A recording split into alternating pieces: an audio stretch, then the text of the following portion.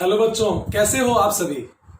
इस special analytic video के अंदर हम ये एनालाइज करेंगे कि जो नीट 2020 का बायोलॉजी का पेपर था उनके यूनिट वाइज वेटेज क्वेश्चंस के कितने थे, चैप्टर वाइज क्वेश्चन वेटेज कितना था, हर एक क्वेश्चन का लेवल क्या था, और सबसे खास बात इसी पेपर में हम हर एक क्वेश्चन का एनसीईआरटी में से डेटा कहां से उठाया गया, एनसीईआरटी के कौन से पेज पर की कौन सी लाइन से ये क्वेश्चन बना है, इन सब का एनालिसिस करने वाले हैं। ये वीडियो अपने आप में स्पेशल होगा।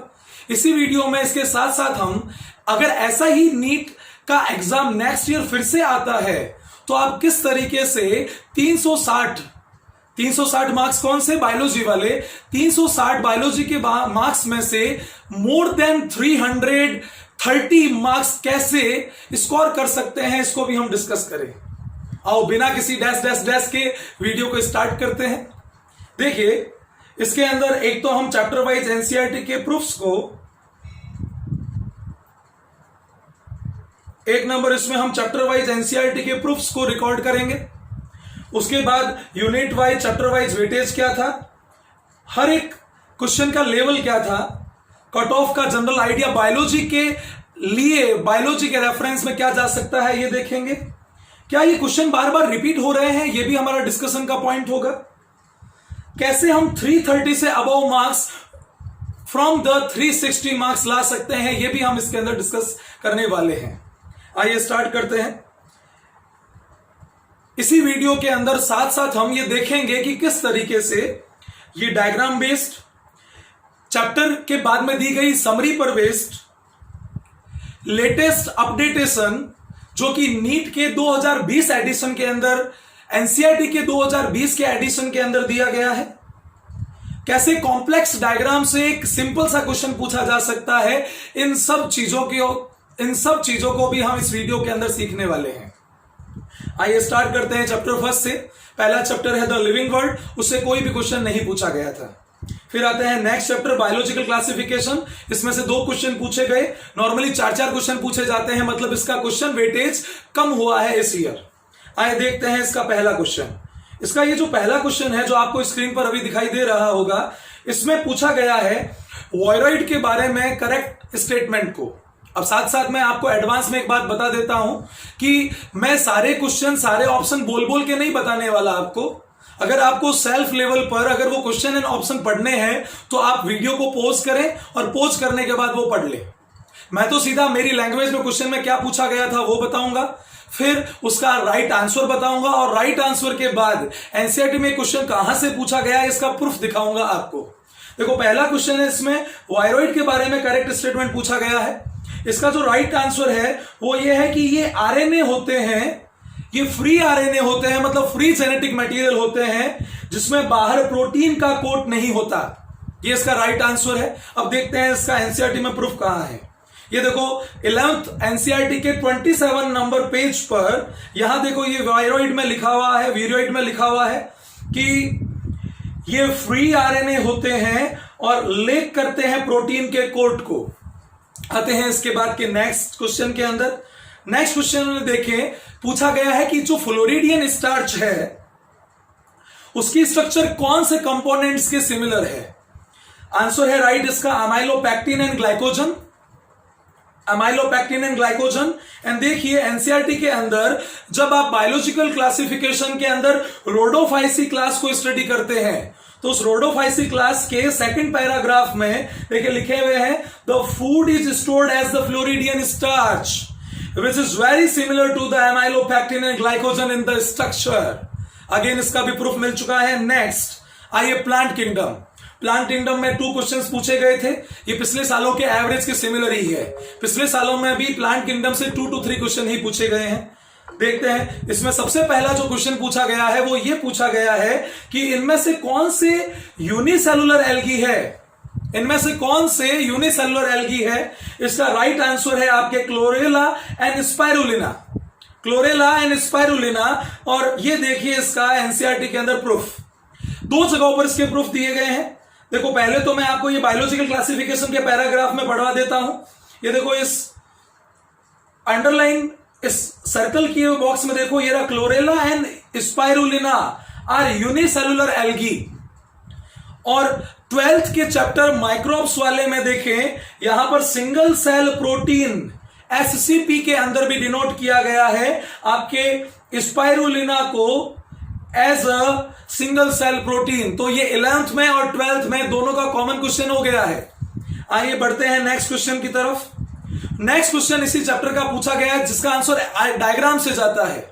इस क्वेश्चन का आंसर देखना डायग्राम से जाएगा। पूछा गया है जो स्ट्रोबिलाइया कौन है, जो स्ट्रोबिलाइया कौन है वो हमें इसमें से किस में मिलेगा? आंसर है इसका राइट इक्विसिटम। अब देखो ये कंफ्यूजिंग क्वेश्चन था बच्चों के लिए। क्यों? क्योंकि हम कॉन्स की प्रेजेंस को जिम्नोस्पर्म में याद करते हैं और जिम्नोस्पर्म का मेंबर इसमें सबसे पहले अगर हमारा कहीं ध्यान जाएगा तो टेरिस की तरफ जाएगा कि हाँ सर हमारा भी ध्यान गया था कि इक्विसिटम आंसर कैसे गया। ये देखो कैसे एनसीईआरटी बेस और डायग्राम में से छोटी छोटी इंफॉर्मेशन से पूछे गए क्वेश्चन आते हैं। ये देखो इक्विसिटम का डायग्राम 11th एनसीईआरटी में 37 पेज नंबर पर दिया गया है और उसमें देखो सबसे ऊपर लेबलिंग की गई है स्ट्रोबिलाई की। तो इस तरीके से आंसर स्ट्रोबिलाई इक्विसिटम से रिलेटेड गया। नेक्स्ट चैप्टर आता है हमारा एनिमल किंगडम, जंतु जगत। इसमें से 4 क्वेश्चन आए हैं, मतलब इसका वेटेज पहले के कंपैरिजन में बढ़ा है। तो अगर आप नोटिस करें तो पहले चैप्टर में से कोई क्वेश्चन नहीं आया था, बायोलॉजिकल क्लासिफिकेशन में से 2, प्लांट किंगडम में से 2 और एनिमल किंगडम में से 4, टोटल 8 क्वेश्चन का वेटेज हो गया। नॉर्मली जो 3 to 4 क्वेश्चन बायोलॉजिकल क्लासिफिकेशन के आते थे वो इस बार इन्होंने एनिमल क्लासिफिकेशन से पूछ लिए। ऑल ओवर यूनिट का वेटेज इन्होंने 8 मेंटेन किया। अब देखो पूरी बायोलॉजी में आपके टोटल 10 यूनिट्स है। अगर आप इसको 90 क्वेश्चन के अकॉर्डिंग एवरेज निकाले तो ऐसी यूनिट जिसमें से क्वेश्चन 9 से अबोव, 9 से अबोव पूछे जा रहे हैं, मतलब उसका वेटेज ज्यादा है। और अगर ऐसी यूनिट जिसमें से 9 से बिलो क्वेश्चन पूछे जा रहे हैं, इसका मतलब कि उसका वेटेज कम हो रहा है। तो आप समझ गए होंगे मेरा इशारा कि क्लासिफिकेशन वाली यूनिट का वेटेज कम चल रहा है इन दिनों मतलब इन सालों में। आइए देखते हैं एनिमल किंगडम के क्वेश्चंस के बारे में। अगेन मैं रिपीट कर देता हूं, अगर आपको क्वेश्चन एंड ऑप्शन खुद रीड करने हैं तो वीडियो को पॉज कर ले, उसके बाद पढ़े। मैं पूरे ऑप्शन और क्वेश्चंस पढ़ने वाला नहीं हूं, नहीं तो वीडियो बहुत लंबा चला जाएगा। आइए देखते हैं नेक्स्ट क्वेश्चन के अंदर पूछा गया है कि जो एसिलोमेट्स है और जो बाइलेटरल सिमेट्री दिखाते हैं, ये कौन से फाइलम में हमें देखने को मिलेगा? आंसर है प्लेटीहेलमिन्थेस। आंसर है प्लेटीहेलमिन्थेस। देखिए एनसीईआरटी में इसका प्रूफ है पेज नंबर 51 पर 11th की। और ये देखिए प्लेटीहेलमिन्थेस हेडिंग में यहां नीचे लिखा हुआ है bilaterally symmetrical triploblastic and acoelomate. हमारे क्वेश्चन का आंसर इतने में आ गया।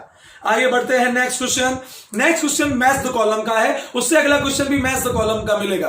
आपको एक खास बात बताता हूं, नीट 2020 के अंदर जो मैच द कॉलम के क्वेश्चन पूछे गए हैं वो मोस्ट ऑफ इजी थे। क्यों इजी थे? क्योंकि अगर आपको चार कॉलम में से एक का भी आंसर अगर अच्छे से कंफर्म पता था तो आपका क्वेश्चन सही हो रहा था। देखो मैं अभी समझाऊंगा ये चीज एक एक करके। पहले मैं आंसर बता रहा हूं फिर प्रूफ दिखाऊंगा एनसीईआरटी के अंदर। देखो पहला पूछा गया है ग्रिगेरियस एंड पॉलीफेगस पेस्ट या पीड़क किसके अंदर है? वो होता है आपके लोकस्टा। ये भी हम आर्थ्रोपोडा के अंदर देखने वाले हैं। उसके बाद देखो पूछा गया है कौन एडल्ट है जिसमें रेडियल सिमेट्री होती है और लार्वा में बाइलेटरल सिमेट्री है। ऐसा हमें किसमें देखने को मिलेगा? एस्टेरियास के अंदर। प्रूफ देख लेंगे अभी 2 मिनट के अंदर। देन देखिए बुकलंग्स देखने को मिलता है स्कॉर्पियन में। फिर बायोलुमिनिसेंस या जैव संदीप्ति जिसमें वो एनिमल चमकता है इसके अंदर प्रेजेंट मटेरियल के कारण, वो अपने आप ही कौन बच गया? टीनोप्लाना। अब देखो नीचे मैचिंग बन रही है, ये वाला ऑप्शन, ये वाला सेटअप। देखो ग्रिगेरियस ए वाले में 4th केवल इसी आंसर में दिया है और किसी में 4th ऑप्शन भी नहीं दिया। तो किसी को अगर ये एक भी पता था तो उसका आंसर बड़ा आसानी से राइट हो रहा था। आइए देखते हैं इनके प्रूफ को। देखो पहला प्रूफ ये रहा फाइलम टीनोफोरा, हेडिंग दी हुई है और नीचे देखो ये रहा बायोलुमिनिसेंस और नीचे एग्जांपल दिया हुआ है टीनोप्लेना। तो ये वाला आंसर आ गया। फिर देखो नेक्स्ट प्रूफ, ये इसी चैप्टर के मैं स्क्रीनशॉट दिखा रहा हूं एनसीईआरटी के आपको। ये देखो आर्थ्रोपोडा के अंदर ग्रिगेरियस पेस्ट लोकस्टा या लोकस दिया गया है। आइए बढ़ते हैं नेक्स्ट के अंदर। देखो डायग्राम में भी लोकस दिया था, तो देखो डायग्राम की इंपॉर्टेंस ऑटोमेटिकली बढ़ रही है। नेक्स्ट प्रूफ देखो ये रहा आर्थ्रोपोडा की ऊपर वाली लाइंस। आर्थ्रोपोडा में से ही 2 क्वेश्चन पूछ लिए इन्होंने। देखो ये यहां पर बुक लंग्स लिखा हुआ है, दिख गया होगा बुक लंग्स, जो मैंने अंडरलाइन किया है।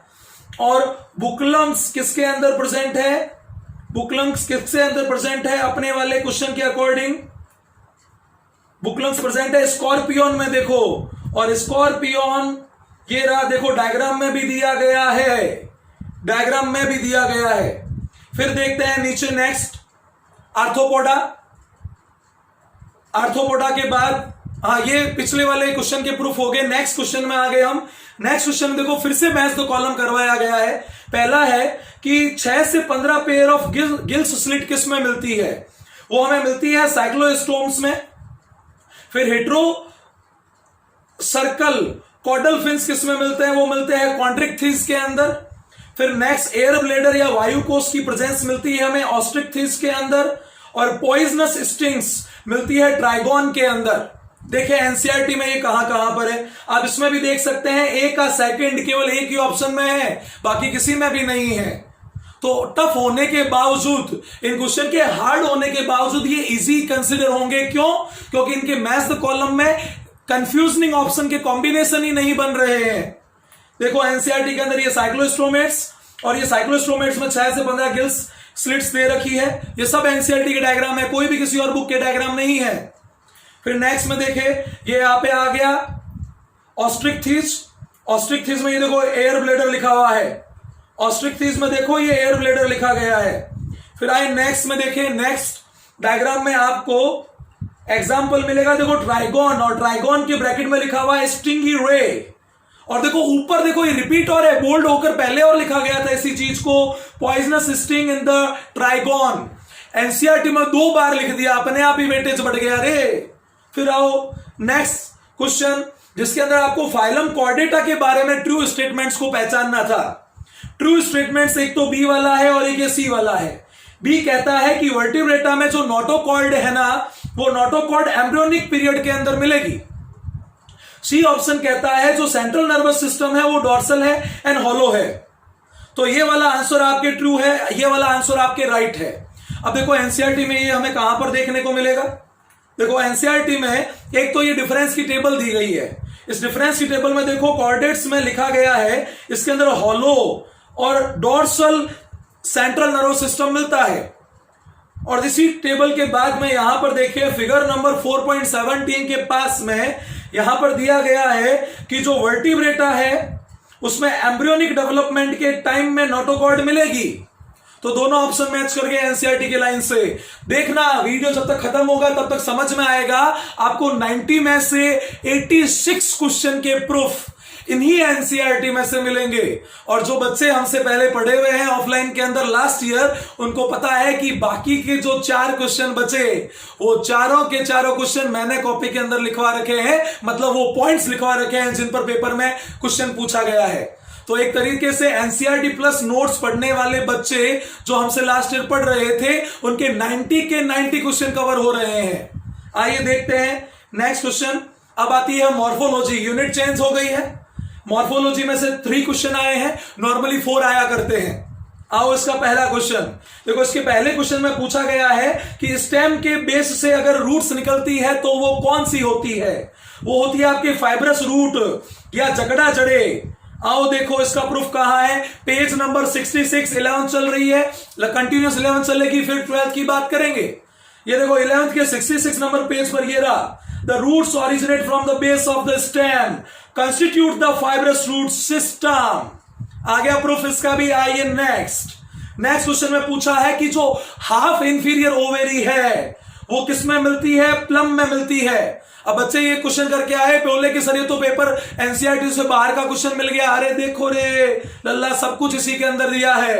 ये जो पेज है ना जिसमें ये चारों डायग्राम दिए हुए हैं आपके ओवेरी के टाइप के, उसके नीचे देखो the ovary here is said to be half inferior, examples are plum, rose, peach. सबसे पहला एग्जाम्पल ही प्लम दिया था लल्ला। देखो हाफ इंफीरियर को बोल्ड करके और लिखा है। आपको 90 में से 15 से 20 क्वेश्चन ऐसे मिलेंगे जो एनसीईआरटी ऑलरेडी बोल्ड करके बैठी है। आइए नेक्स्ट क्वेश्चन में पूछा है रे फ्लोरेट्स या जो अरीय पुष्पक है वो कौन सी ओवेरी में मिलते हैं, इंफीरियर ओवेरी में मिलते हैं। आप स्क्रीन पे साथ साथ में देखते रहो कि कैसा आंसर दिख रहा है, कैसा क्वेश्चन दिख रहा है। और ये देखो उसका प्रूफ, पेज नंबर 73 पर लिखा गया है ovary is said to be inferior as in flower of guava, cucumber and the ray florets of the sunflower। सूरजमुखी के आर्य पुष्पकों में ऐसा मिलता है और कैसा मिलता है। आइए स्टार्ट करते हैं एनाटॉमी के क्रिटिकल एनालिसिस को। एनाटॉमी में से पूछे गए हैं 2 क्वेश्चन, मतलब कि पिछली बार से वेटेज को थोड़ा कम किया गया है। देखना इसके नेक्स्ट चैप्टर का वेटेज इन्होंने बढ़ा दिया, इसको कैरिकुलम को मतलब इस पूरी की पूरी यूनिट का वेटेज को बैलेंस करने के लिए। आइए देखते हैं एनाटॉमी का पहला क्वेश्चन। इनकरेक्ट स्टेटमेंट पूछा गया है, मैं सीधा आपको आंसर बता रहा हूं, आपको ऑप्शन पढ़ना है तो वीडियो पॉज करके पढ़ लें। इसमें रॉन्ग आंसर है, रॉन्ग ऑप्शन है आपके सेपवुड, जो कि ये कह रहा है कि इनर मोस्ट होता है सेकेंडरी जाइलम के अंदर, जो कि रॉन्ग इंफॉर्मेशन है। ये देखिए एनसीईआरटी के अंदर दिया गया है कि पेरिफेरल रीजन में होता है सेकेंडरी जाइलम के। तो अगेन पेज नंबर 96 से आप इसका प्रूफ देख सकते हैं। आइए नेक्स्ट के अंदर पूछा गया है कि ये जो 4 स्टेटमेंट है ना, ये इनमें से किसके लिए मैच कर रहे हैं।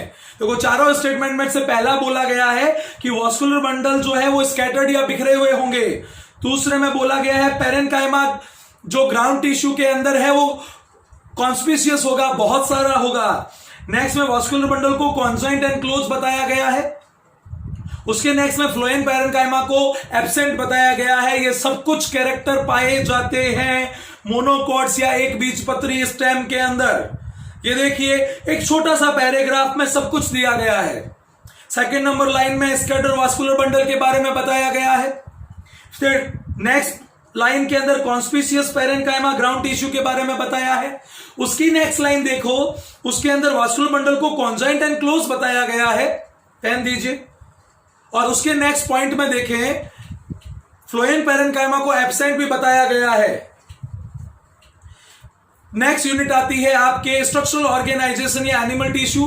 देखो 3 क्वेश्चन कर दिए गए हैं। नॉर्मली 1 या 2 क्वेश्चन आया करते थे, तो पिछले का वेटेज कम करके अगले का बढ़ाकर पूरी यूनिट के वेटेज को बैलेंस कर दिया।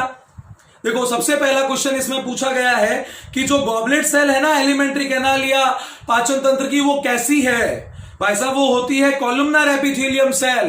देखिए एनसीईआरटी के पेज नंबर 101 पर दिया गया है, जहां मैं अंडरलाइन कर रहा हूं। फ्री सरफेस में है microvilli, they are found in the lining of the stomach and intestine and help in secretion absorption. Sorry ये इस जगह पर नहीं है, ये किसी और जगह पर है।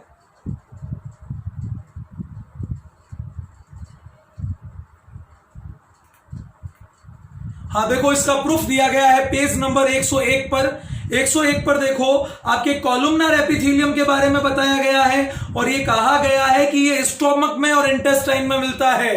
तो आपको डाइजेस्टिव सिस्टम से डेटा को रिलेट करना पड़ेगा कि स्टोमक के अंदर कौन होती है, गॉबलेट सेल होती है। तो ये पेपर का क्वेश्चन थोड़ा एवरेज से अबव माना जा सकता है कि एग्जैक्टली लाइन उठ के नहीं आई, पर 2 चैप्टर के इंफॉर्मेशन को कंबाइन कर दो तो आपको आंसर आ जाएगा।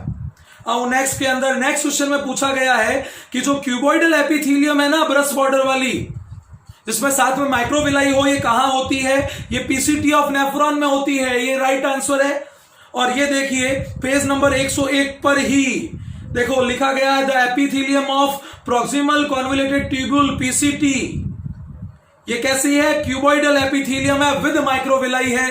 ये भी प्रूफ हमें एनसीईआरटी से मैच करता हुआ मिल रहा है। आइए नेक्स्ट क्वेश्चन में पूछा गया था कि कॉकरोच का अगर हेड हटा दो तो क्या होगा, और इसमें से इसके बारे में कौन सा स्टेटमेंट राइट है। तो देखो the head holds a small portion of the nervous system while the rest is situated along the ventral part of its body. मतलब हेड के अंदर नर्वस सिस्टम का थोड़ा सा पार्ट है, बाकी सारा वेंट्रल बॉडी में है। देखें ये आपके एनसीईआरटी के अंदर ये यहां दिया गया है, एज इट इज लाइन उठाई गई है। The head holds a bit of nervous system while the rest is situated along the ventral belly side part of the body. Again ये प्रूफ मिल गया हमें एनसीईआरटी के अंदर। इसका नेक्स्ट देखो the cell the unit of life में से 2 क्वेश्चन पूछे गए। नॉर्मली पूछे जाते हैं 4 क्वेश्चन, मतलब इसका वेटेज कम किया। किसका बढ़ाया? सेल डिवीजन का बढ़ाया। अब देखो सेल डिवीजन बायोमोलिक्यूल पूरी एक यूनिट है, सेल के कम करके सेल डिवीजन बढ़ के बढ़ा दिए तो यूनिट का वेटेज तो उतना ही रहा ना। तो आओ देखो, सबसे पहला क्वेश्चन पूछा गया है कि इंक्लूजन बॉडी के बारे में क्या इनकरेक्ट है। इनकरेक्ट ये है कि ये इंजेक्शन ऑफ फूड पार्टिकल्स में इन्वॉल्व होता है ना, उसमें तो वैक्यूल इन्वॉल्व होती है। कि सर बता दे इस बारे में इंफॉर्मेशन। ये देखो, ये रहा इंक्लूजन बॉडी के बारे में इंफॉर्मेशन। बाकी जो ऑप्शन जो ट्रू स्टेटमेंट है देखो इसके अंदर मिलेंगे। इंक्लूजन बॉडी रिजर्व मटेरियल है प्रोकैरियोट का, साइटोप्लाज्म में स्टोर होते हैं, ये कोई बाउंड्री नहीं मिलती है, ये साइटोप्लाज्म में फ्री लाई करते हैं। ये इसके एग्जाम्पल हो गए। फिर गैस वैक्यूल के बारे में आ गया, देख लो कहीं पर भी ये स्टेटमेंट नहीं दिया हुआ, और वो जो रॉन्ग स्टेटमेंट है ना वो देखना वैक्यूल में दिया हुआ मिलेगा आपको। देखिए नेक्स्ट में पूछा गया है कि ग्लाइकोप्रोटीन और ग्लाइकोलिपिड का फॉर्मेशन किधर को होता है? इन दोनों का फॉर्मेशन होता है गोल्जी बॉडी में। बहुत ही सिंपल क्वेश्चन था। और ये देखो एनसीईआरटी के पेज नंबर 134 पर दिया गया है, Golgi body apparatus is important site for the formation of glycoprotein and glycolipid. कई सारे फंक्शन लिखाते हैं हम क्लास के अंदर, उसमें से एक दो ही तो एनसीईआरटी दे रही है और उसी में से पेपर में पूछा जा रहा है। आओ फिर आ गया बायोमोलिक्यूल्स चैप्टर, क्वेश्चन पूछे गए 5। हर बार 4 तो पूछते ही हैं, मतलब वेटेज जिसका मेंटेन है थोड़ा सा बढ़ाया ही है। आओ देखो, बायोमोलिक्यूल में से पहला है match the column. Catalytic activity का इनहिबिशन करने वाला होता है आपके मेलोनेट। एंजाइम में अभी देखेंगे हम, देखना एनसीईआरटी के पेजेस के अंदर। फिर पेप्टाइड बॉन्ड को पजेस करता है, ये होता है कोलेजन के अंदर। सीधी सी बात है, वो कैरेक्टरिस्टिक्स होता है प्रोटीन का। फिर है आपके सेल मटेरियल फंजाई का कौन है? काइटिन, ये सिंपल था। फिर है सेकेंडरी मेटाबोलाइट कौन है? रिसिन है। और पिछले 3-4 सालों में सेकेंडरी मेटाबोलाइट पर 3 बार क्वेश्चन आ गए टोटल, मतलब इंपॉर्टेंट टॉपिक है, छोटा सा है तो भी। आओ देखो, सबसे पहले ये आपको मैंने दिखा दिया कि फंजाई की सेल वॉल्स काइटिन की बनी है, ये मिल गया एनसीईआरटी के मटेरियल में प्रूफ। फिर देखो सेकेंडरी मेटाबोलाइट की टेबल में टॉक्सिन में देखो रिसिन दिखा दिया हुआ है, टॉक्सिन्स में रिसिन दिया हुआ है। नेक्स्ट में देखें, नेक्स्ट इसी एनसीईआरटी के पेज के अंदर ये देखो, यहां पर आपके एंजाइम्स टॉपिक के अंदर इनहिबिशन वाले टॉपिक में बताया गया है कि सक्सिनिक डिहाइड्रोजिनेज का जो इनहिबिशन है वो मेलोनेट करता है, और जिसकी स्ट्रक्चर कौन से सबस्ट्रेट से मैच करती है? सक्सिनेट से। मतलब सक्सिनेट एंड मेलोनेट, और वही कह दो succinic acid and malonic acid की स्ट्रक्चर सिमिलर सी है। अब नेक्स्ट क्वेश्चन पूछा है कि इनमें से राइट कौन सा है? राइट कौन सा है? मैं सीधा आंसर बता रहा हूं, आपको पढ़ना है तो पॉज करो और फिर पढ़ लो। देखो, जो एडेनिन और थाइमिन है वो 2 हाइड्रोजन बॉन्ड से अटैच होंगे। अरे very very simple question, proof देख लो फिर भी। अब इसके प्रूफ आपको 2 चैप्टर में मिलेंगे। इसका प्रूफ आपको बायोमोलिक्यूल 11th में भी मिलेगा और 12th की MBI molecular basis of inheritance में भी मिलेगा। मतलब कोई इंफॉर्मेशन 2 अलग अलग चैप्टर में साथ में दी गई है, मतलब वो ज्यादा इंपॉर्टेंट हो गया। देखो ये रहा आपके A एंड T के बीच में 2 हाइड्रोजन बॉन्ड्स दिए गए हैं पेज नंबर 152 पर। फिर आओ नेक्स्ट क्वेश्चन में पूछ रहे हैं भाई साहब ये कि जो ग्लाइकोसाइडिक बॉन्ड रखने वाला और पेप्टाइड बॉन्ड को रखने वाला सीक्वेंशियल ग्रुप कौन सा है? मतलब पहले में ग्लाइकोसाइडिक मिलना चाहिए और सेकंड के अंदर पेप्टाइड बॉन्ड मिलना चाहिए। इसका आंसर इनुलिन और इंसुलिन। तो इनुलिन तो क्या हो गई? कार्बोहाइड्रेट। और इंसुलिन क्या हो गई? आपके अमीनो एसिड से बना हुआ हार्मोन हो गया। कहां दिया है? देखो एनसीईआरटी में जहां, अब देखो ये एक जगह पर नहीं मिलेगा आंसर। एनसीईआरटी में बायोमोलिक्यूल्स में जहां पर पॉलीमर के बारे में बात की गई है, जिसमें मोनोमर के बीच लिंकिंग कौन सी होती है, उसमें देखो पेप्टाइड बॉन्ड बताया गया है अमीनो एसिड के बीच, और ग्लाइकोसाइडिक बॉन्ड बताया गया है पॉलीसैकेराइड के बीच। तो आपको 2 अलग अलग चैप्टर से ये पता लगाना पड़ेगा। पहला तो इनके बीच बॉन्ड कौन सा है ये बायोमोलिक्यूल में मिलेगा, और दूसरे ह्यूमन फिजियोलॉजी के चैप्टर में ये मिलेगा कि ये मटेरियल होते किसके बने हुए हैं। तो अगेन कंबाइंड क्वेश्चन आया। इसको भी मैं एवरेज से थोड़ा ऊपर का मानता हूं, थोड़ा टफ भी मान सकते हो कि सर किसी को तो टफ बोलो, सबको इजी बोल रहे हो, इसको बोल देते हैं। अब जाओ, ये देखो इसी चैप्टर में आगे बताया गया है इनुलिन पॉलीमर है फ्रुक्टोज का। इनुलिन को फ्रुक्टोज का पॉलीमर बना दिया तो इसका मतलब कार्बोहाइड्रेट हो गया। आओ नेक्स्ट क्वेश्चन में पूछा गया है मोस्ट अबुंडेंट एनिमल प्रोटीन कौन सी है? Answer is collagen. अब आप साथ साथ सोचोगे कौन सी बच्ची का पेपर है? पता है इस बच्ची ने 90 में से 85 क्वेश्चन राइट किए हैं नीट के पेपर में, बस 5 क्वेश्चन गलत हुए हैं। इसका मतलब सिलेक्शन तो होना ही है। आओ देखो कोलेजन वाली इंफॉर्मेशन पेज नंबर 148 पर दी गई है। Collagen is most abundant protein in the animal world. याद करते रहो साथ साथ। जो बच्चे ड्रॉपर है या फिर 12th में है अभी, पेपर याद कर डालो सुनने के साथ साथ। आओ नेक्स्ट क्वेश्चन में पूछा गया है आपके कि जो सेकेंडरी मेटाबोलाइट है निकोटीन, स्ट्रेचिनिन और कैफीन, इनके बारे में कौन सा फंक्शन सही है? अब देखो जो सबसे पहले 1 2 3 में दिए हैं ना, effect of reproduction, nutrition value, growth response, NCERT में कैरेक्टर बताए गए हैं प्राइमरी मेटाबोलाइट में। और जो कॉपी में हमने सेकेंडरी मेटाबोलाइट की डिफाइन लिखाई है, देखना उसमें डिट्टो लाइन मिलेगी कि ये रिप्रोडक्शन में काम नहीं आते, ग्रोथ में काम नहीं आते, नॉर्मल मेटाबॉलिज्म में काम नहीं आते। तो डिफेंस एक्शन आंसर कैसे गया? क्रॉस मेथड से गया। क्यों? क्योंकि डिफेंस में कैसे काम आएंगे? क्योंकि इनका टेस्ट खराब होगा, इनकी नेचर थोड़ा सा इरिटेटिंग एंड टॉक्सिक होगी, तो इनको रखने वाले प्लांट्स को एनिमल जाकर खाते नहीं है तो डिफेंस कर देंगे ना ये केमिकल उस प्लांट की जिसके अंदर ये प्रेजेंट है। समझे भिड़ू? आओ नेक्स्ट, ये प्रूफ दिया गया है। यहां देखो सेकेंडरी मेटाबोलाइट के बारे में बताया गया है कि ये क्या क्या होते हैं। पर अगेन मैं जो बोल रहा हूं एग्जैक्टली ये आपको एनसीईआरटी की लाइंस में नहीं मिलेगी चीजें, कॉपी में हमने लिखा रखी है। पर ये जो ग्रोथ, मेटाबॉलिज्म और रिप्रोडक्शन वाला फंक्शन है ना, ये प्राइमरी मेटाबोलाइट में दिया गया है। तो इस क्वेश्चन को मैं मेरी तरफ से टफ कह देता हूं कि केवल सीधा सीधा लाइनें रट के जाओगे एनसीईआरटी की, तो हो सकता है कि शायद इसको ना कर पाओ। आओ आगे बढ़ते हैं। आपका देखो वैसे ये डिफेंस वाली चीज का हिंट कहां दिया है? ये देखो नीचे लिखा है ना, सेकेंडरी मेटाबोलाइट है वो इकोलॉजिकल इंपॉर्टेंस रखते हैं। तो इकोलॉजिकल इंपॉर्टेंस में एग्जांपल आ जाता है कि इसकी हेल्प से डिफेंस मिलती है। आगे आपके cell cycle and cell division, देखो 4 क्वेश्चन पूछे हैं। सेल के 2 कर दिए तो डिवीजन के 4 कर दिए, तो टोटल कितने हुए? बायोमोलिक्यूल के 5 और इसके 4 9 और 9 2 उसके 11, मतलब पूरी यूनिट का मिलाकर 11 क्वेश्चन पूछा जाना, मतलब वेटेज इस यूनिट का ज्यादा है भाई।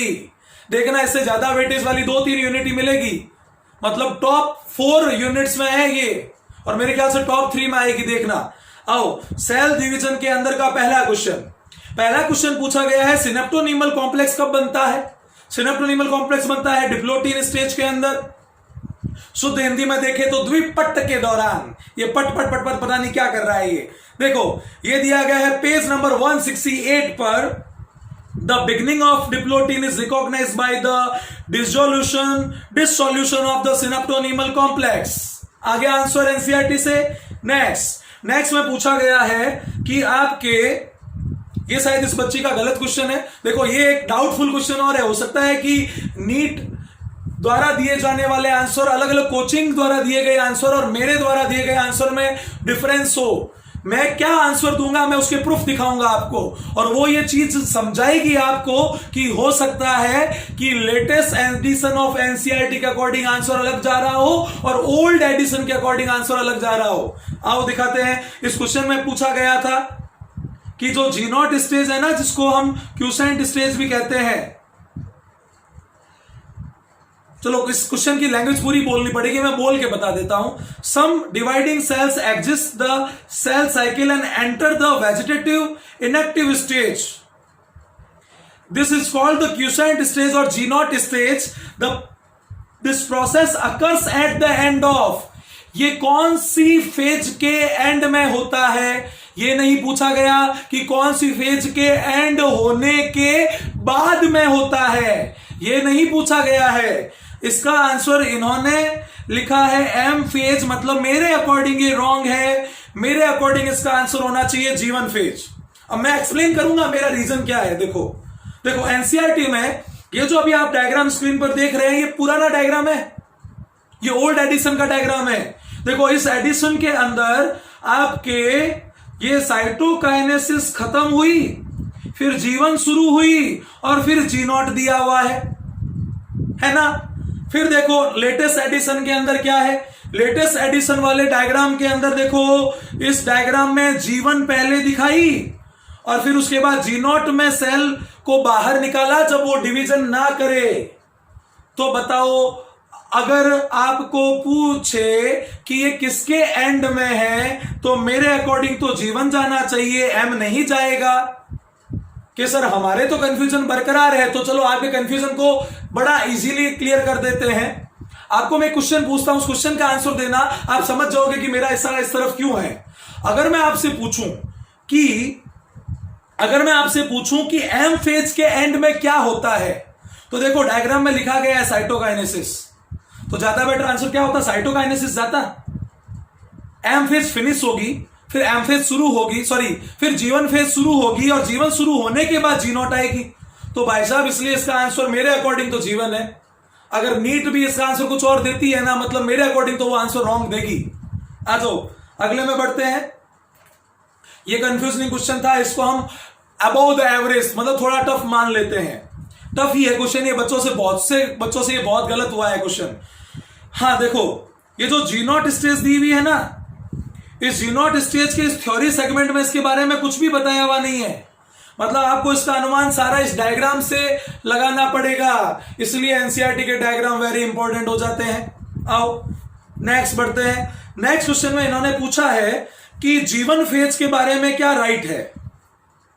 तो राइट है इसका कि इसके अंदर मेटाबॉलिकली एक्टिव रहती है सेल, ग्रोथ करती है और रेप्लिकेशन नहीं करती डीएनए का। एनसीईआरटी में देखो ये दिया गया है आपके यहां, जहां ऊपर G1 वाली हेडिंग शुरू होती है। During G1 phase the cell is metabolically active and continuously grow but does not replicate its DNA. As it is दिया हुआ कमेंट रिपीट हुआ है भैया आपके लिए, और क्या चाहिए। एनसीईआरटी को 10-10, 15-15, 20-20 बार पढ़ के घोट डालो, घोट के पी लो, फिर उसके बाद सिलेक्शन को आपके कोई नहीं रोक सकता है। देख रहे हो ना कैसे एनसीईआरटी से लाइनें मिल रही है। बस 1-2 क्वेश्चन में नहीं मिली थी, आगे देखना ऐसे 1-2 क्वेश्चन और आएंगे बस। आओ नेक्स्ट क्वेश्चन में इन्होंने पूछा कि मैथ तो कॉलम करो। एज इट इज क्वेश्चन ऐसे कैसे हमने टेस्ट सीरीज में दिए थे। पता है ये जो क्वेश्चन है, अगर बच्चे ईमानदारी से पिछले पूरे साल में हमारे द्वारा ली गई टेस्ट सीरीज के क्वेश्चन को ऑब्जर्व करें ना, मोर देन 90% क्वेश्चन उसी टेस्ट सीरीज से मिल जाएंगे। और नोट से चेक करेंगे तो 100% नोट्स में मिलेंगे। और ओल्ड ईयर एग्जाम क्वेश्चन में से भी क्वेश्चन रिपीट हुए हैं, इसलिए हम बार बार बोलते हैं नीट माई ओल्ड क्वेश्चन को बार बार प्रैक्टिस करके पेपर देने जाना रे बल्ला, जाना रे लल्ला, बल्ला नहीं। आओ देखो, जाइगोटीन में मिलेगा आपके, देखो सीक्वेंस क्या होता है, leptotene, zygotene, pachytene, diplotene, diakinesis. Leptotene का कुछ नहीं है, जाइगोटीन में होगा सिनेप्सिस, फिर पैकेटीन में होगा क्रॉसिंग ओवर, डिप्लोटीन में होगा कियास्मेटा की विजिबिलिटी, और डाइकाइनेसिस में चलता है टर्मिनलाइजेशन। टर्मिनलाइजेशन शुरू तो होता है डिप्लोटीन में, पर मेन फीचर है डाइकाइनेसिस का। ये लाइन में हर बार क्लास में बोलता हूं, जो बच्चे पढ़े हुए हैं वो अभी सुन रहे होंगे तो उनको रिकॉल भी हो रहा होगा कि हाँ सर तो बात सही कह रहे हैं। आओ देखो ये इतना लंबा चौड़ा पैराग्राफ, अब मैं इसमें आपको लाइन मार्क कराने वाला नहीं हूं।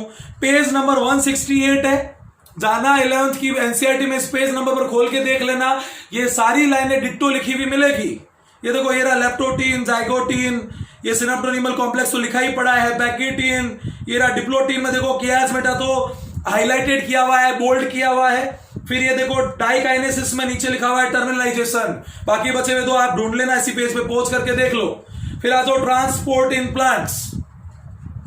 ट्रांसपोर्ट इन प्लांट में से एक क्वेश्चन पूछा गया, नॉर्मली ऐसा ही किया जाता है। क्या पूछा है इन्होंने, इसके अंदर इन्होंने ये पूछा है कि वो कौन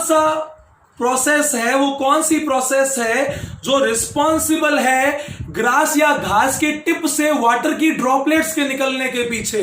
आंसर रूट प्रेशर। बच्ची ने एकदम क्वेश्चन सही किया है। देखें एनसीईआरटी में देखो ये हेडिंग है रूट प्रेशर, और रूट प्रेशर की हेडिंग में नीचे देखो जहां गट्टेसन को समझा रहे हैं, तो एक्चुअली जो क्वेश्चन पूछा ना वो गट्टेसन ही है और कुछ नहीं है। वो चाहते तो सीधा ये भी पूछ सकते थे what is the reason of guttation, बिंदु स्राव का कारण क्या है। देखो यहां लिखा गया है effect of root pressure is also observed at the night and early morning when evaporates its low and excess water collect in the form of droplet around the special opening of the veins near the tip of the grass blades. इस पूरी line की summary निकाली, paper में टिपका डाली। आओ next में आते हैं। नेक्स्ट तो देखो नेक्स्ट में मिनरल न्यूट्रिशन के 2 क्वेश्चन पूछे गए हैं। नॉर्मली 1 पूछते हैं, इस बार 2 पूछे हैं। देखो पूरी यूनिट का वेटेज उतना ही रखा है, प्लांट फिजियोलॉजी का किसी चैप्टर का कम कर दिया, किसी का बढ़ा दिया, इतना ही डिफरेंस है। मिनरल न्यूट्रिशन का पहला क्वेश्चन पूछा गया है अलग अलग आयंस या मिनरल्स के फंक्शन से रिलेटेड। आयरन क्लोरोफिल के सिंथेसिस में काम का है। जिंक से ऑक्सिन्स बनते हैं, आईए एक ऑक्सिन है, सबको पता है ये चीज। तो बोरॉन से पोलन का जर्मिनेशन होता है और मैग्नीज काम आता है फोटोलाइसिस ऑफ वाटर में। ये आपके दूसरे चैप्टर्स रेस्पिरेशन फोटोसिंथेसिस में भी ये पॉइंट समझाया जाता है। आओ देखो पेज नंबर 198 198 पर मैग्नीज के बारे में दिया गया है आपके। ये splitting of water liberate the oxygen during the photosynthesis में काम में आता है, पहला प्रूफ।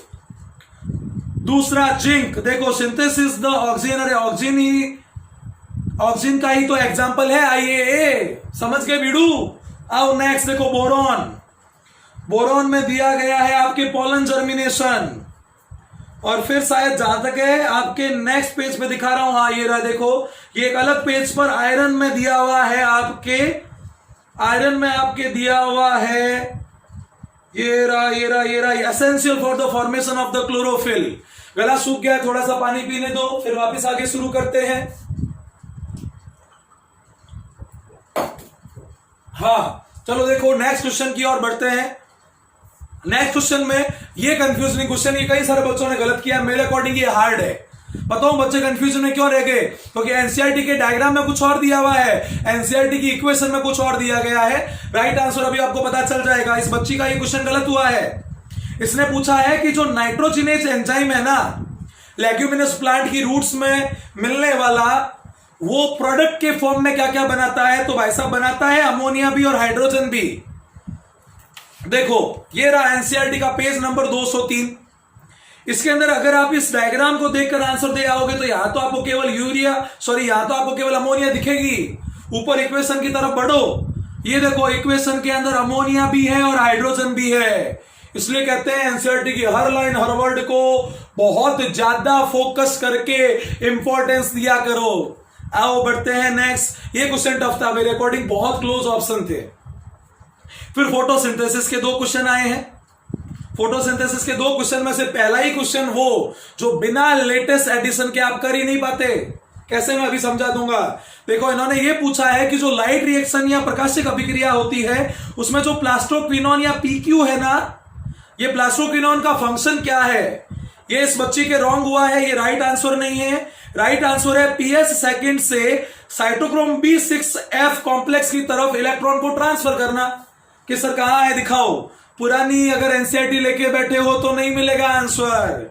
ये देखो न्यू एनसीईआरटी का न्यू टनाटन चकाचक डायग्राम, पूरी एक क्लास लेके पढ़ाया था ये टॉपिक हमने। आइए देखते हैं इसके अंदर। यहां देखो जहां मैं रेड मार्क कर रहा हूं, इसमें से चीनू साहब के प्लास्टोक्विनोन दिया हुआ है।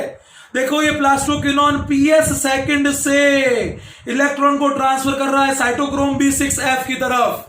मतलब आपने लेटेस्ट डायग्राम अगर ना देखा तो आप ये क्वेश्चन सही नहीं कर सकते थे। ये क्वेश्चन टफ माना जाएगा। क्यों? क्योंकि इतना डिटेल में डायग्राम मेरे ख्याल से हर किसी ने देखा नहीं होगा पेपर होने से पहले। आओ बढ़ते हैं, देख लो ये लेटेस्ट एडिशन में दिया गया है, ये ओल्ड एनसीईआरटी में नहीं मिलेगी इंफॉर्मेशन, पता है आपको ये चीज। आओ नेक्स्ट में बढ़ते हैं। नेक्स्ट देखेंगे तो यहां पूछा गया है रुबिस्को के बारे में। ये भी क्वेश्चन टफ है, ये हार्ड क्वेश्चन में इंक्लूड होता है। रुबिस्को एक्टिविटी से रुबिस्को एंजाइम के बारे में पूछा है फोटो रेस्पिरेशन को कोरिलेट करके। ये कह रहे हैं कि जो फोटो रेस्पिरेशन है ना उसके अंदर जब ऑक्सीजनेशन होगा रुबिस्को का तो क्या प्रोडक्ट बनेंगे। इस बच्ची ने ये आंसर सही किया है। एक मॉलिक्यूल बनेगा 3 कार्बन कंपाउंड का। मेरे अकॉर्डिंग ये हर बच्चा बिल्कुल भी नहीं कर सकता था। शायद 5 से 10% बच्चे ही इस क्वेश्चन को सही कर पाए होंगे। मैं एनसीईआरटी में इससे रिलेटेड एक लाइन बताऊंगा और फिर उसके बाद इसका रियल आंसर समझाऊंगा, मतलब रियल एक्सप्लेनेशन समझाऊंगा। देखो ये पहले रियल एक्सप्लेनेशन है, फिर एनसीईआरटी बता रहा हूं। देखो इसके अंदर ये रहा रुबिस्को का ऑक्सीडेशन हो रहा है। देखो 2 कार्बन वाला फॉस्फोग्लाइकोलेट बना है, 2 कार्बन वाला फॉस्फोग्लाइकोलेट बना है और 3 कार्बन वाला फॉस्फोग्लिसरेट बना है, 3 कार्बन वाला फॉस्फोग्लिसरेट बना है। देखो एनसीईआरटी में इसके बारे में इंफॉर्मेशन कहां है। देखो कुछ बच्चे कहेंगे सर ऊपर देखो आरयूबीपी के साथ CO2 जुड़ी और 2 3 बन गए। अरे वो तो नॉर्मल फोटोसिंथेसिस का बता रखा है, वो तो नॉर्मल फोटोसिंथेसिस का बता रखा है। आप आओ इधर नीचे आओ, देखो फोटो रेस्पिरेशन के बारे में जो चीज दी गई है,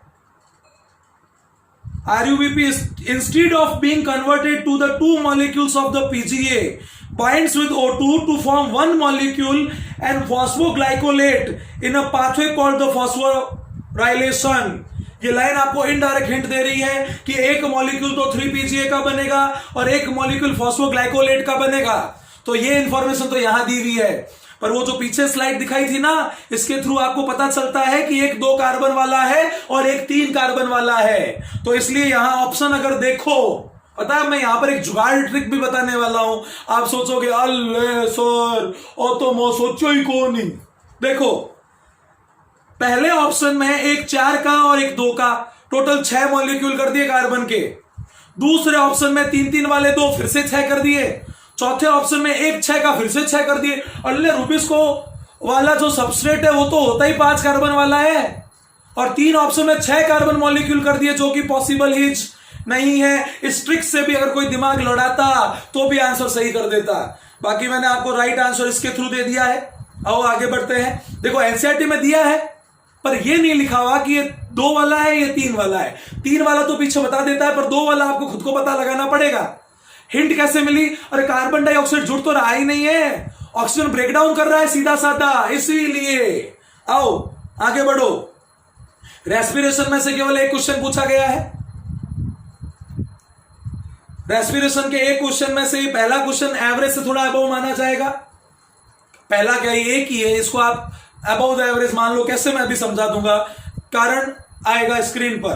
देखो ये कह रहा है जो सबस्ट्रेट लेवल फॉस्फोराइलेशन है ना, वो सिट्रिक एसिड में कितनी बार सिट्रिक एसिड साइकिल या क्रैब साइकिल में कितनी बार होता है? एक बार ही होता है, एक बार ही होता है। देखो कहां दिया गया है, आओ देखो, ये इस डायग्राम में भी दिया हुआ है और ये इस थ्योरी में भी दिया हुआ है।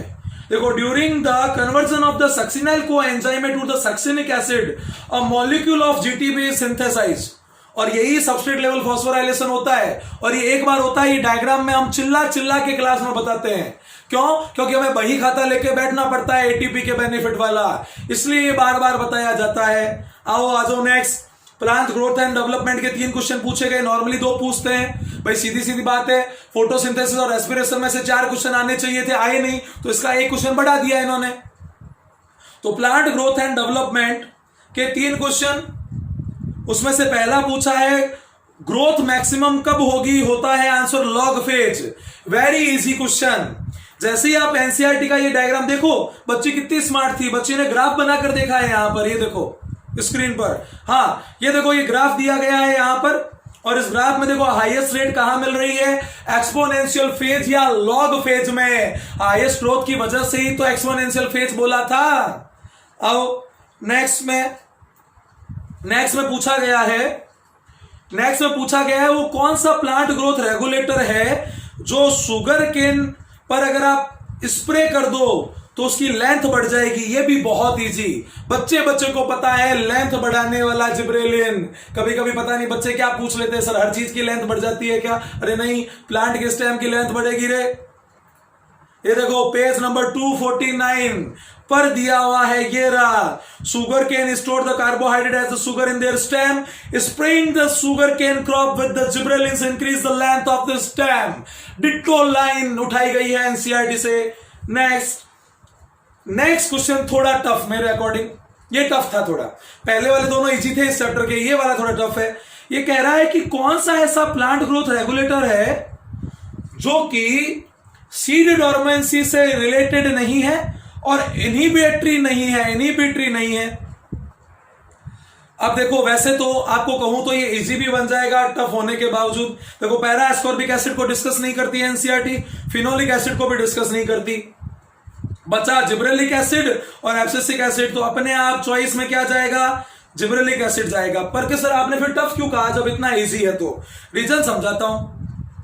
देखो, ये रहा जिब्रेलिन्स के बारे में डिटेल दिया हुआ है पेज नंबर 249 पे, और इस 249 नंबर पेज पर ये जो जिब्रेलिन्स दिए गए हैं ना, मतलब इसके जो पॉइंट्स दिए गए इसमें से कहीं पर भी ये लाइन लिखी हुई है नहीं। आपको अप्लाइड तरीके से खुद सोचनी पड़ेगी, पर सोच सकते थे।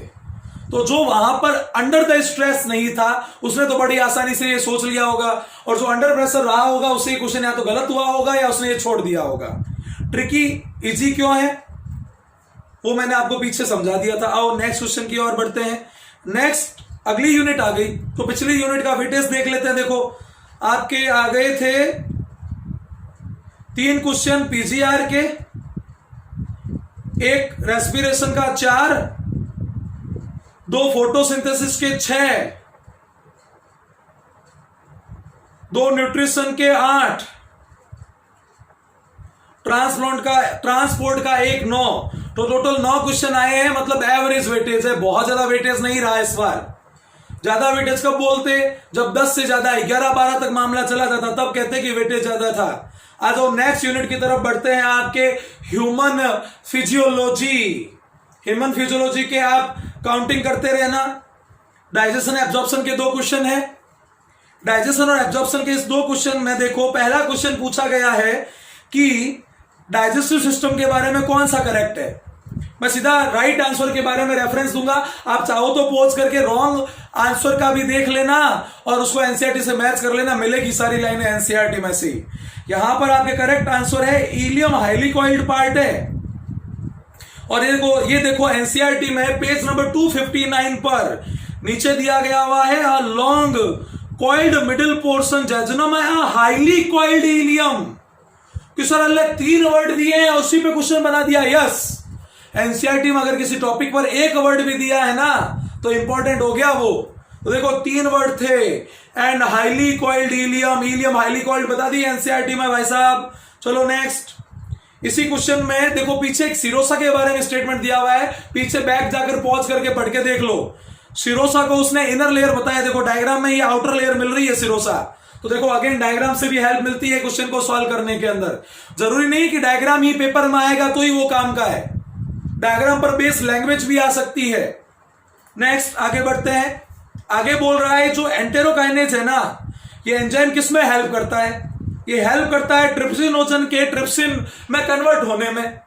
कि सर कहां दिया है? ये देखो एनसीईआरटी के 263 और 262 नंबर पेज पर, the trypsinogen is activated by an enzyme enterokinase secreted by the intestinal mucosa into active trypsin। तो देखो ऊपर वाला पेज और नीचे वाला पेज मिक्स करके आंसर जा रहा है ये वाला। आओ नेक्स्ट, 2 क्वेश्चन हुए हैं अभी तक। फिर ब्रीदिंग एंड गैसेज रेस्पिरेशन के क्वेश्चन देखते हैं।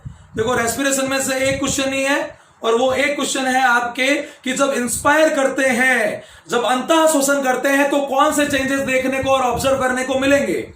जो राइट आंसर है वो आपके ए स्टेटमेंट और बी स्टेटमेंट है। देखो बच्ची ने सारे ऑलमोस्ट क्वेश्चन सही किए हैं, बता तो दिया, बस 5 क्वेश्चन रॉन्ग है इसके, 85 क्वेश्चन राइट है बच्ची के।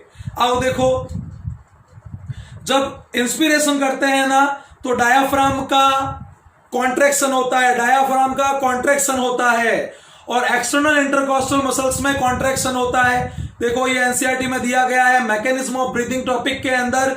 नीचे देखो यहां पर देखो 3rd लास्ट लाइन में देखो, inspiration is initiated by the contraction of diaphragm which increase the volume of thoracic chamber in the anterior posterior axis the contraction of external intercostal muscle lift up the ribs।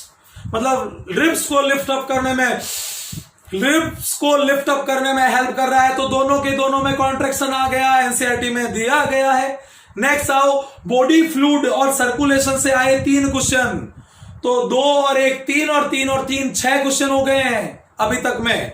देखो body fluid and circulation में पहला question पूछा है कि कौन सा statement wrong है oxygen के ट्रांसपोर्ट के बारे में।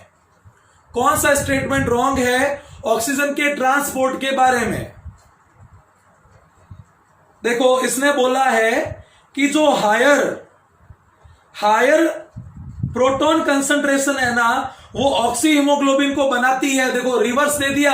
मैं क्लास में कई बार बोलता हूं कि देखो एक वर्ड चेंज करेगा और आंसर बदल जाएगा, यही किया है इसने। ऊपर वाले तीनों स्टेटमेंट खुद पढ़ के देख लेना, वो आपको राइट मिलेंगे। मैच कर लेना पेज के अंदर, जो मैंने दिखाया उसमें मिलेंगे वो आपको। देखो जो मैं कह रहा था ना एक वर्ड बदल देते हैं। देखो यहां लिखा है एनसीईआरटी ने इसी ग्राफ के पास में कि higher proton concentration and higher temperature exist किसके लिए, the condition are favourable for the dissociation of oxygen from the oxy haemoglobin. जबकि यहां ये क्या कह रहा है, ये कह रहा है कि फॉर्मेशन ऑफ हीमोग्लोबिन में फेवर कर रहा है, जबकि किसमें फेवर करता है, डिसोसिएशन में करता है। तो एक वर्ड क्या चेंज किया, एसोसिएशन डिसोसिएशन वर्ड चेंज करते ही आंसर बदल गया। आओ नेक्स्ट क्वेश्चन में आपको क्या बोला गया है। नेक्स्ट क्वेश्चन में ये बोला है कि करेक्ट मैच करो दोनों टेबल्स और कॉलम्स को। देखो इओसिनोफिल जो है ना वो रिलीज करती है हिस्टामिन, बेसोफिल क्या करती है, देखो एक मिनट थोड़ा सा करेक्शन रहेगा, मैं वापस बोल देता हूं। इओसिनोफिल्स हिस्टामिन भी रिलीज करती है और डिस्ट्रक्टिव एंजाइम्स भी रिलीज करती है, जबकि बेसोफिल हिस्टामिन को रिलीज करती है। तो आपके दोनों हिस्टामिन को रिलीज करने वाले हो गए। अब देखो लैंग्वेज से कैसे सेट बैठेगा मैं अभी आपको बता दूंगा। न्यूट्रोफिल फैगोसाइटिक एक्टिविटी करती है, न्यूट्रोफिल भी करती है और मोनोसाइट भी करती है, दोनों करती है। फिर लिम्फोसाइट क्या करती है, इम्यून रिस्पॉन्स में हेल्प करती है। देखो एनसीईआरटी में कहा दिया गया है, ये रहा पेज नंबर 279। इस 279 पेज पर देखो आपके ये रहा यहां पर न्यूट्रोफिल के बारे में कि न्यूट्रोफिल और मोनोसाइट फैगोसाइटिक है, पहला ऑप्शन मिल गया। दूसरा बेसोफिल हिस्टामिन सीरोटोनिन और हिपेरिन को सिक्रेट करती है। इओसिनोफिल देखो यहां मैं बाई चांस इसके अगले पेज का स्क्रीनशॉट ले तो लिया था, यहां कॉपी पेस्ट करना भूल गया हूं, तो आप पेज नंबर 280 पे चला जाना, वहां पर बाकी बचे हुए दोनों ऑप्शन की लाइनें डिट्टो मिलेगी आपको ऐसे कैसे, ये गलती से छूट गया मेरे से। और नेक्स्ट पूछा है कि ईसीजी का जो क्यूआरएस कॉम्प्लेक्स है ना, वो क्यूआरएस कॉम्प्लेक्स क्या रिप्रेजेंट करता है। ये भी क्लास में एकदम मस्ती से पढ़ाया था, अच्छे से याद कराया था, 3 ही ट्रिक थी छोटी छोटी। देखो डीपोलराइजेशन ऑफ वेंट्रिकल्स को रिप्रेजेंट करता है कौन, क्यूआरएस कॉम्प्लेक्स। पूरा क्वेश्चन पूरे ऑप्शन पढ़ने हो पॉज करके पढ़ लेना अपने आप। आओ देखो पेज नंबर 286 पर, पेज नंबर 286 पर ये रहा आपके क्यूआरएस, देखो बोल्ड किया हुआ है पहले से ही। The QRS complex represents the depolarization of the ventricles. Bold भी किया है, मैंने कहा था ना बोल्ड मतलब ज्यादा इंपॉर्टेंट। आओ नेक्स्ट, कितने क्वेश्चन हुए थे पीछे, अब आप काउंटिंग कर लेना, मैं तो काउंटिंग भूल रहा हूं। एक्सक्रीशन के बारे में देखो 2 क्वेश्चन है, एक्सक्रीटरी सिस्टम के 2 क्वेश्चन है। इन 2 क्वेश्चन में देखो ये बोल रहा है कि बताओ ऐसा कौन है जो डाईयूरेसिस को प्रिवेंट करेगा, ऐसा कौन है जो डाईयूरेसिस को प्रिवेंट करेगा। वो है reabsorption of sodium and water from the renal tubules due to aldosterone. ये है इसका राइट आंसर। देखो ये कहां दिया गया है, ये रहा मिक्चुरेशन प्रोसेस के ऊपर वाले पैराग्राफ में। Aldosterone cause the reabsorption of sodium and water from the distil part of tubules. तो अगेन मैच कर लिया ना हमने आंसर यहां पर। देखो मैं यहां एक्सप्लेनेशन नहीं दे रहा हूं, मैं बस प्रूफ दे रहा हूं। अगर आप चाहते हैं कि सर ये वाले क्वेश्चन का आंसर एक्सप्लेन करो तो मुझे कमेंट बॉक्स में बता देना, मैं अच्छे से एक्सप्लेन करके बता दूंगा। मैं हर क्वेश्चन एक्सप्लेन करता जाऊंगा, वीडियो बहुत लंबा बन जाएगा, वैसे भी लंबा ही बनने वाला है ये। और नेक्स्ट क्वेश्चन में पूछा गया है कि जो डायबिटीज मेलाइटस है ना, इनमें से कौन सी कंडीशन होती है। तो देखो कीटोन यूरिया हो जाता है और ग्लाइकोसूरिया हो जाता है। कीटोन यूरिया और ग्लाइकोसूरिया हो जाता है। देखो ये रहा, यहां दिया हुआ है पेज नंबर 298 पर, glycosuria and ketone bodies, ketonuria are indicative of the diabetes mellitus. देखो ये डिजीज इस चैप्टर में भी दी है, हॉर्मोन्स वाले में भी दी है, दो दो चैप्टर में इंफॉर्मेशन है तो ज्यादा इंपॉर्टेंट हो गया। अब आते हैं नेक्स्ट चैप्टर के अंदर, जिसका नाम है लोकोमोशन एंड मूवमेंट। इसमें से पूछा गया था केवल एक क्वेश्चन, केवल वन क्वेश्चन पूछा गया है। देखो कौन सा है वो। यहां पर रिब्स या आपके एक्सियल स्केलेटन के बारे में मैच द कॉलम कराए गए थे। जैसे फ्लोटिंग रिब्स जो होती है वो होती है आपके, वो जो स्टर्नम से कनेक्ट नहीं करती है, सबसे लास्ट में सबसे नीचे की तरफ ये जो मिलती है। फिर है एक्रोमियन प्रोसेस, ये एक्रोमियन प्रोसेस मिलता है क्लेवाइकल के अंदर। फिर स्कैपुला बोन, स्कैपुला बोन आपके सेवंथ और सेकंड रिब्स के बीच में, सेवंथ और सेकंड रिब्स के बीच में यहां पीछे की तरफ प्रेजेंट होती है। फिर आओ नेक्स्ट, स्कैपुला बता दिया। ग्लिनोइड कैविटी, ग्लिनोइड कैविटी वो है जहां पर ह्यूमरस का हेड कनेक्ट होता है, फिट होता है। देखो ये सारी इंफॉर्मेशन कहां कहां दी गई है। सबसे पहली इंफॉर्मेशन ये रहा, last two pair 11th and 12th are not connected, that's why they are floating ribs.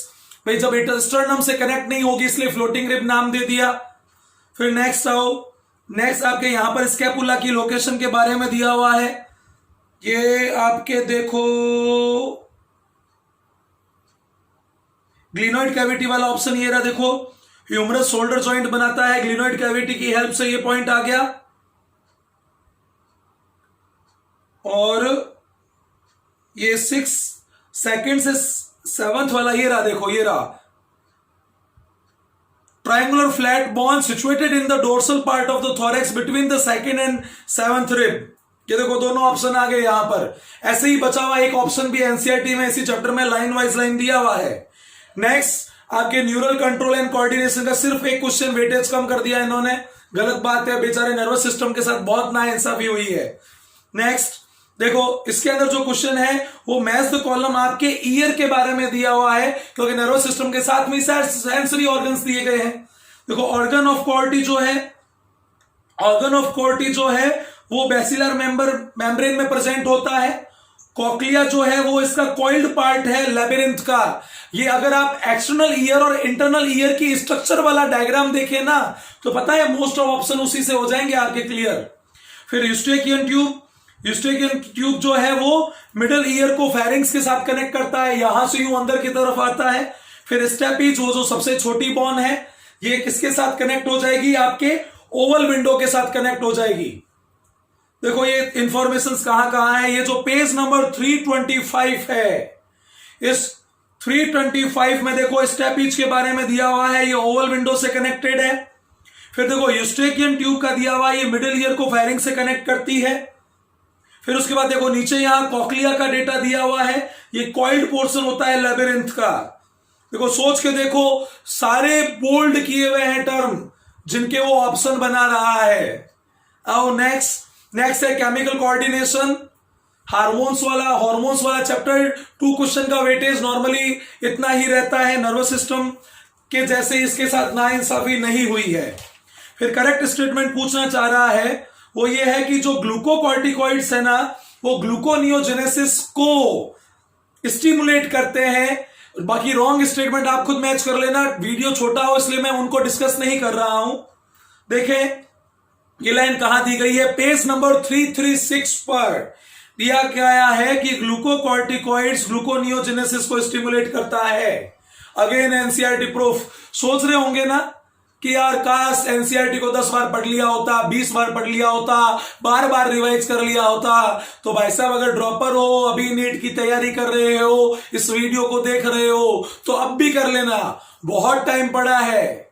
आओ नेक्स्ट, ये जो अगला क्वेश्चन है केमिकल कोऑर्डिनेशन का, ये अलग अलग ग्लैंड से रिलेटेड डिजीज को पूछ रहा है। देखो पिट्यूटरी ग्लैंड से रिलेटेड डिजीज है आपके diabetes insipidus due to the ADH hormone. फिर थायराइड ग्लैंड का आ गया आपके ग्रेव डिजीज, उसका साइज बढ़ने की वजह से। फिर आ गई एड्रिनल ग्लैंड की एडिसन डिजीज, और पैनक्रियाज की डायबिटीज हो गई मेलिटस इंसुलिन वाली। देखो सारे डेटा कहां कहां है। ये देखो आपके थायराइड ग्लैंड में ग्रेव्स डिजीज दी हुई है। नेक्स्ट में आओ, नेक्स्ट में डायबिटीज इंसिपिडस दी हुई है एडीएच हार्मोन के साथ। और ये देखो पास में छोड़ो, नेक्स्ट आओ। नेक्स्ट देखो आपके डायबिटीज मेलाइटस दी हुई है। डायबिटीज मेलाइटस दी हुई है किसके साथ में? इंसुलिन के साथ में। देखो इंसुलिन थेरेपी से इसका ट्रीटमेंट बताया गया है। तो ये सारी ग्लैंड्स के साथ में इनके डिजीज के नेम मैच हो रहे हैं। ये देखो एड्रिनल ग्लैंड के साथ एडिसन डिजीज दी हुई है। तो सारी डिजीज के नाम उनकी पर्टिकुलर ग्लैंड के साथ एनसीईआरटी में दिया हुआ है। आओ नेक्स्ट बढ़ते हैं। रिप्रोडक्शन, ये अगली यूनिट आ गई। पिछली यूनिट का वेटेज अगर जोड़ के देखोगे ना तो 13 नहीं है 12 क्वेश्चन है। मैंने मन ही मन साथ में टोटल कर लिया था। हाईएस्ट क्वेश्चन 13 मिलेंगे हमें जेनेटिक्स एमबीआई इवोल्यूशन के। तो उसके बाद सेकंड रैंक ह्यूमन फिजियोलॉजी की है, मतलब वेटेज बड़ा है। सारी यूनिट में सेकंड रैंक ह्यूमन फिजियोलॉजी की, तो दिमाग में रखिएगा वेटेज बहुत अच्छा है।